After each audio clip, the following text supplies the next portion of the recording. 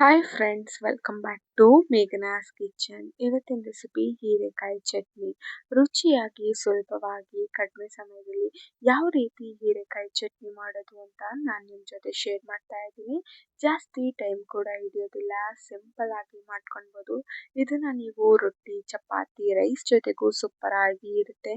ನಾನು ತೋರಿಸೋ ವಿಧಾನದಲ್ಲಿ ನೀವು ಒಂದ್ಸತಿ ಟ್ರೈ ಮಾಡಿ. ಇಷ್ಟೇ ರುಚಿಯಾಗಿ, ಇಷ್ಟೇ ಟೇಸ್ಟಿಯಾಗಿ ಹೀರೆಕಾಯಿ ಚಟ್ನಿನ ಮಾಡ್ಕೊಳ್ಬೋದು. ಯಾವ ರೀತಿ ಮಾಡೋದು ಅಂತ ನೋಡೋಣ ಬನ್ನಿ.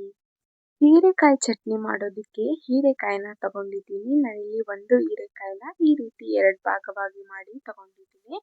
ಮೇಲ್ಗಡೆ ಇರೋ ನಾರಿನಂಶ ಹಾಗೆ ಸಿಪ್ಪೆನೆಲ್ಲ ತಕ್ಕೊಳ್ಬೇಕಾಗತ್ತೆ. ಲೈಟಾಗಿ ನಾರಿನಂಶ ಇರೋದೆಲ್ಲನೂ ತಕ್ಕೊಳ್ಬೇಕಾಗತ್ತೆ.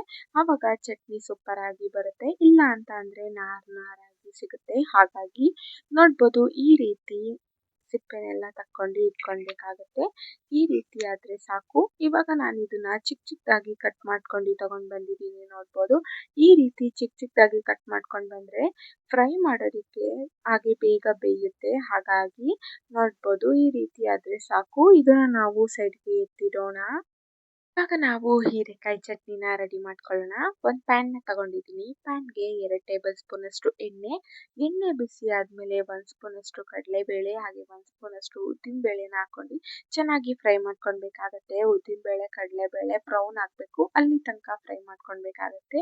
ಇದಕ್ಕೆ ನಾವು ಸ್ವಲ್ಪ ಕರಿಬೇವಿನ ಎಲೆನ ಹಾಕೊತಾ ಇದ್ದೀನಿ. ಹಾಗೆ 2 ಹಸಿಮೆಣಸಿನ್ಕಾಯಿನ ಹಾಕೊತಾ ಇದ್ದೀನಿ. ಖಾರಕ್ಕೆ ತಕ್ಕಂತೆ ಹಸಿಮೆಣಸಿನ್ಕಾಯಿ ಅಷ್ಟೇ ಚೆನ್ನಾಗಿ ಫ್ರೈ ಆಗಬೇಕು. ಹಾಗೆ ಕಡಲೆಬೇಳೆ, ಉದ್ದಿನಬೇಳೆ ಎಲ್ಲ ಬ್ರೌನ್ ಆಗಬೇಕು, ಅಲ್ಲಿ ತನಕ ಚೆನ್ನಾಗಿ ಫ್ರೈ ಮಾಡ್ಕೊಳ್ಬೇಕಾಗತ್ತೆ. ನೋಡ್ಬೋದು, ಈ ರೀತಿ ಕಡಲೆಬೇಳೆ, ಉದ್ದಿನಬೇಳೆ ಚೆನ್ನಾಗಿ ಫ್ರೈ ಆಗಬೇಕು. ಹಾಗೆ ಮೆಣಸಿನ್ಕಾಯಿನೂ ಕೂಡ ನೋಡ್ಬೋದು, ಈ ರೀತಿ ಚೆನ್ನಾಗಿ ಫ್ರೈ ಆದರೆ ಸಾಕು. ಇದನ್ನ ನಾವು ಒಂದು ಪ್ಲೇಟಿಗೆ ಟ್ರಾನ್ಸ್ಫರ್ ಮಾಡ್ಕೊಂಡು ಇಟ್ಕೊತಾ ಇದ್ದೀನಿ. ಇವಾಗ ನಾವು ಹೀರೆಕಾಯಿನ ಫ್ರೈ ಮಾಡ್ಕೊಳ್ಳೋಣ. ಅದೇ ಪ್ಯಾನ್ಗೆ ಎಣ್ಣೆ ಹಾಕೋಂಥ ಅವಶ್ಯಕತೆ ಏನಿಲ್ಲ. ನಾವೇನು ಅವಾಗಲೇ ಎಣ್ಣೆ ಹಾಕೊಂಡಿದ್ವೋ ಅದೇ ಎಣ್ಣೆಯಲ್ಲಿ ಹೀರೆಕಾಯಿನ ಚೆನ್ನಾಗಿ ಫ್ರೈ ಮಾಡ್ಕೊಳ್ಬೇಕಾಗತ್ತೆ. ಹೀರೆಕಾಯಿ ಕಂಪ್ಲೀಟ್ ಆಗಿ ಬೇಯಬೇಕು, ಅಲ್ಲಿ ತನಕ ಫ್ರೈ ಮಾಡ್ಕೊಳ್ಬೇಕು. ಲೋ ಫ್ಲೇಮಲ್ಲಿ ಇಟ್ಕೊಂಡು ಒಂದು 10 to 20 ಮಿನಿಟ್ಸು ಹೀರೆಕಾಯಿನ ಬೇಯಿಸ್ಕೊಳೋದಕ್ಕೆ ಬಿಡ್ತಾ ಇದ್ದೀನಿ. ನೋಡ್ಬೋದು, ಹೀರೆಕಾಯಿ ಈ ರೀತಿ ಚೆನ್ನಾಗಿ ಬೇಯಬೇಕಾಗುತ್ತೆ.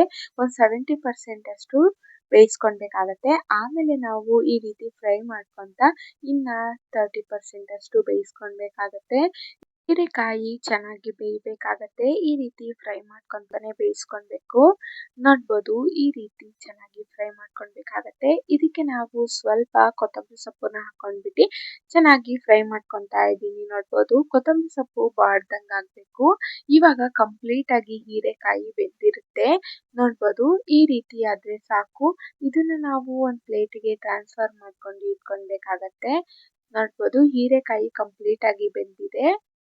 ಆಗ ನಾವು ಏನು ಫ್ರೈ ಮಾಡಿ ಇಟ್ಕೊಂಡಿರ್ತೀವೋ ಕಡಲೆಬೇಳೆ, ಉದ್ದಿನಬೇಳೆನ ಹಾಕೊತಾ ಇದ್ದೀನಿ. ಹಾಗೆ 1 ಸ್ಪೂನ್ ಅಷ್ಟು ಜೀರಿಗೆ, ಹಾಗೆ 1 ಗಡ್ಡೆ ಆಗೋಷ್ಟು ಬೆಳ್ಳುಳ್ಳಿ, ಹಾಗೆ ಸ್ವಲ್ಪ ಹುಣಸೆಹಣ್ಣು, ಹಾಗೆ ಹೀರೆಕಾಯಿನ ಹಾಕೊತಾ ಇದ್ದೀನಿ. ಹೀರೆಕಾಯಿ, ಕೊತ್ತಂಬರಿ, ಹಾಗೆ ರುಚಿಗೆ ತಕ್ಕಷ್ಟು ಉಪ್ಪು.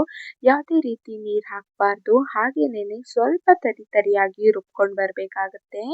ನೋಡ್ಬೋದು, ನಾನಿಲ್ಲಿ ರುಬ್ಕೊಂಡು ಬಂದಿದ್ದೀನಿ. ಈ ರೀತಿ ತರಿಯಾಗಿ, ಸ್ವಲ್ಪ ತರಿಯಾಗಿ ಇದ್ರೆ ಸಾಕು. ಇದನ್ನ ನಾವು ಸೈಡ್ಗೆ ಎತ್ತಿಟ್ಕೊಳ್ಳೋಣ.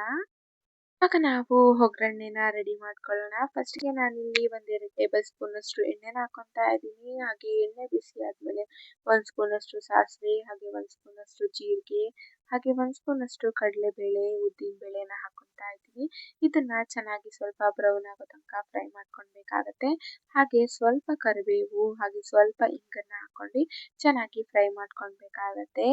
ಹಿಂಗು ಎಲ್ಲ ಕರೆಕ್ಟಾಗಿ ಎತ್ತಬೇಕು. ಹಾಗೆ ಕಡಲೆಬೇಳೆ, ಉದ್ದಿನಬೇಳೆ, ಜೀರಿಗೆ ಎಲ್ಲ ಕರೆಕ್ಟಾಗಿ ಫ್ರೈ ಆಗಬೇಕು.